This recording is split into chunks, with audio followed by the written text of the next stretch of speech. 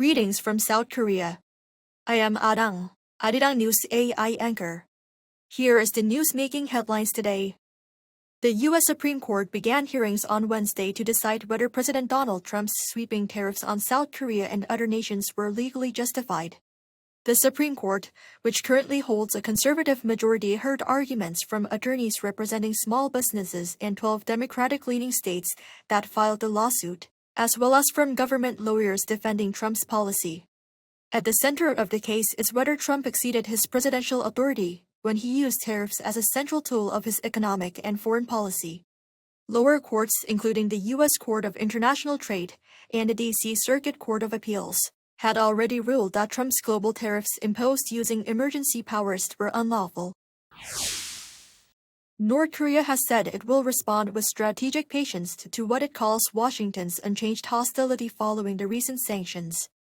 According to its state media Korean Central News Agency on Thursday, Kim Eun-chul, Vice Minister of Foreign Affairs in charge of U.S. affairs, issued a statement that reiterated Pyongyang's position against what it called the deep-rooted hostility toward our state from the current U.S. administration.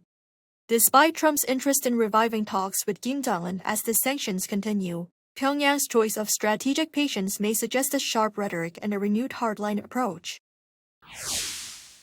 South Korea's current account surplus continued for the 29th month straight in September, driven by strong exports.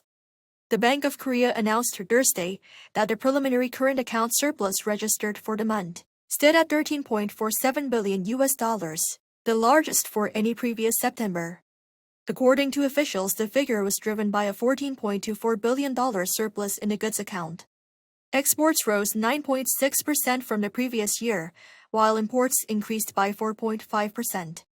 Also, from January to September, the cumulative surplus reached $82.77 billion, about 23% higher than the same period last year.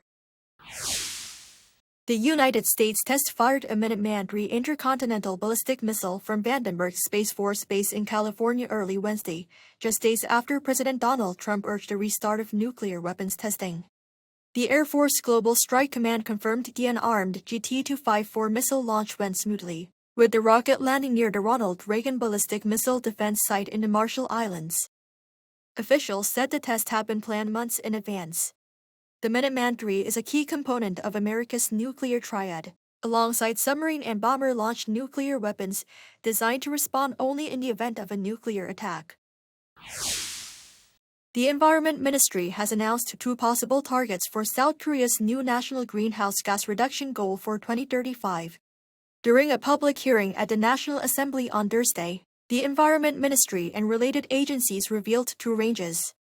It proposed cutting emissions by either 50 to 60% or 53 to 60% compared to 2018 levels, a significant change from the current target of a 40% reduction by 2030. The final decision on which target to use will be made by the Presidential Commission on Carbon Neutrality and Green Growth and the Cabinet next week, and then be submitted to the United Nations the following week. Under the Paris Agreement, signatory nations are required to establish and submit updated targets every 5 years. That is all from me today. Thank you for watching.